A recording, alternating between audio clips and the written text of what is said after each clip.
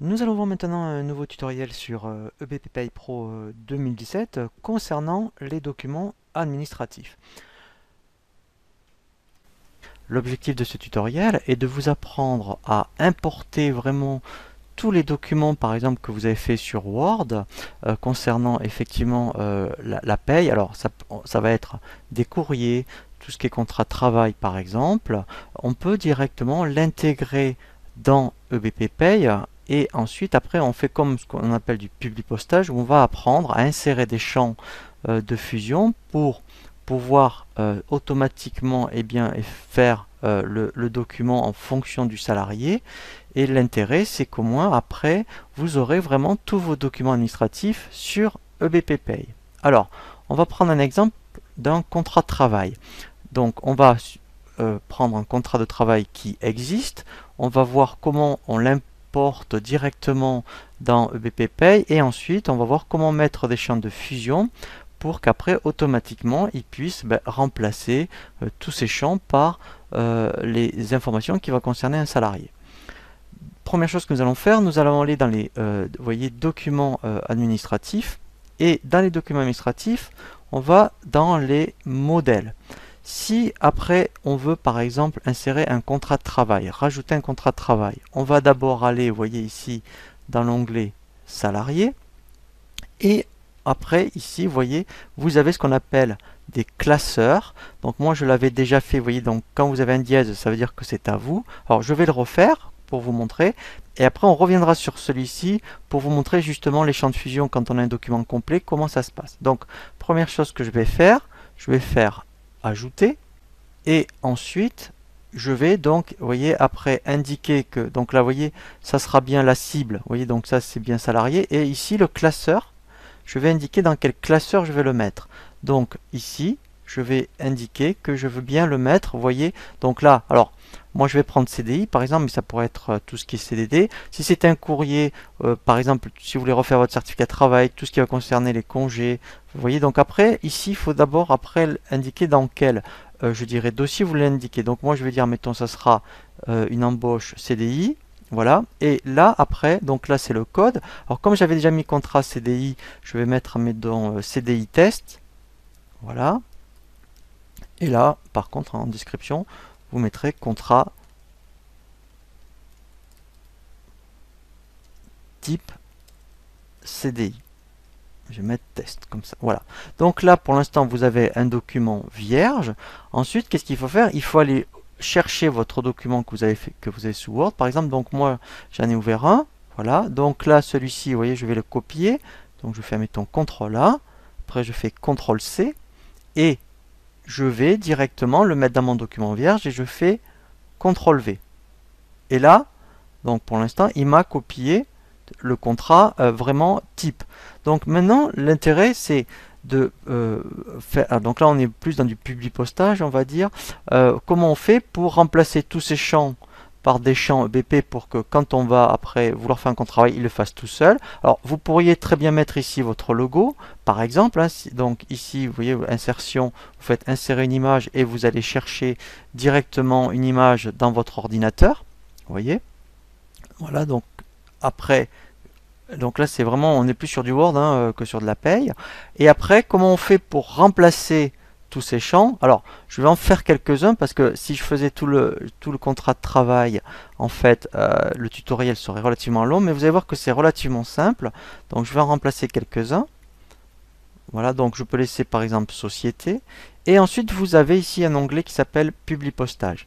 Je clique ici, vous voyez, sur le bouton Insérer un champ de fusion. Et ici, il va m'ouvrir ce qu'on appelle une table avec tous les champs. Donc si déjà je voulais mettre le nom de la société, eh bien ici, alors après c'est vrai qu'il faut parcourir un petit peu, je dirais, la table, mais vous voyez c'est quand même relativement explicite. Donc là je vais double-cliquer sur raison sociale, voilà.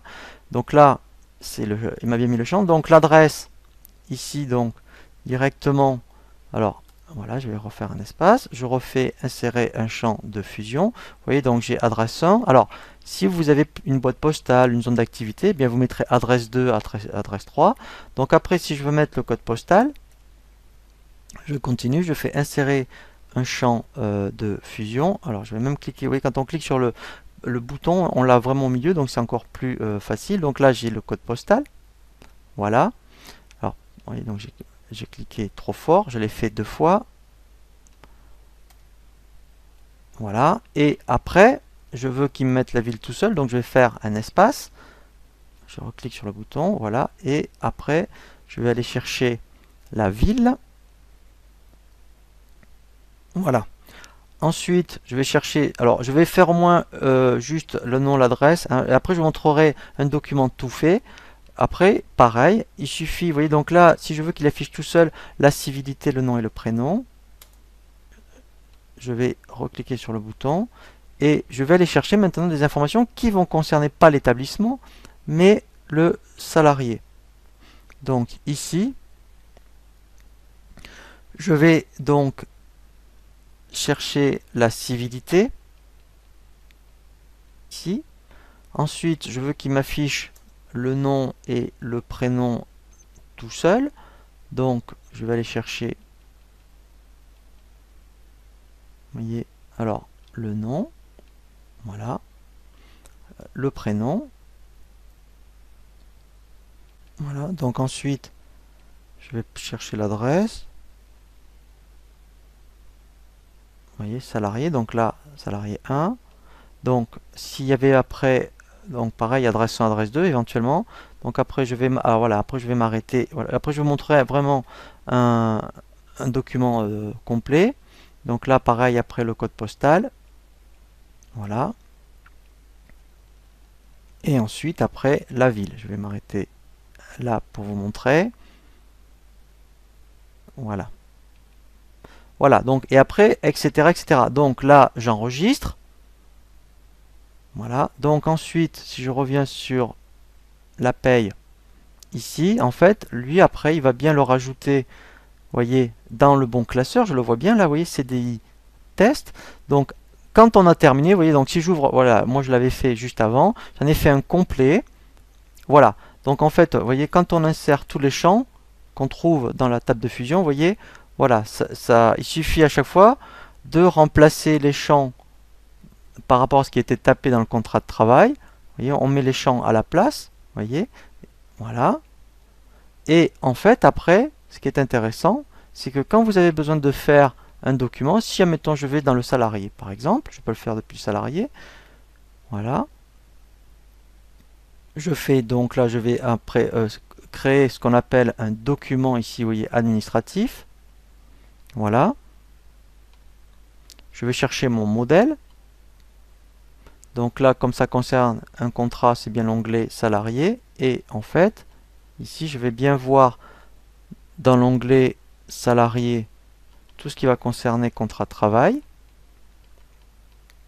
Voilà, donc là, moi, oui, je vais prendre le mien avec le dièse. Voilà, je dis bien que c'est pour Madame Duss. Voilà, je fais suivant. Voilà, je fais lancer. Voilà, alors, pour qu'après, je veux le visualiser, en fait, il suffit effectivement, après, de revenir dans voilà, établissement. Là, je vais avoir mes documents administratifs, ici, pour les salariés, vous voyez. Et là, voilà, vous voyez, il est bien ici, c'est bien celui-là du 12 décembre. Voilà, je double-clique dessus et là, vous allez voir, voilà, vous voyez, il m'a tout fusionné. Voilà, vous voyez, donc voilà, donc ça c'est vraiment intéressant. Alors, ça prend un peu de temps au début, mais il faut vous dire qu'après, si vous avez beaucoup de salariés, c'est vraiment très très intéressant puisqu'après, eh bien, c'est vraiment comme quand on est sur Word et on fait du publipostage. Voilà, donc en fait, tout est fait automatiquement.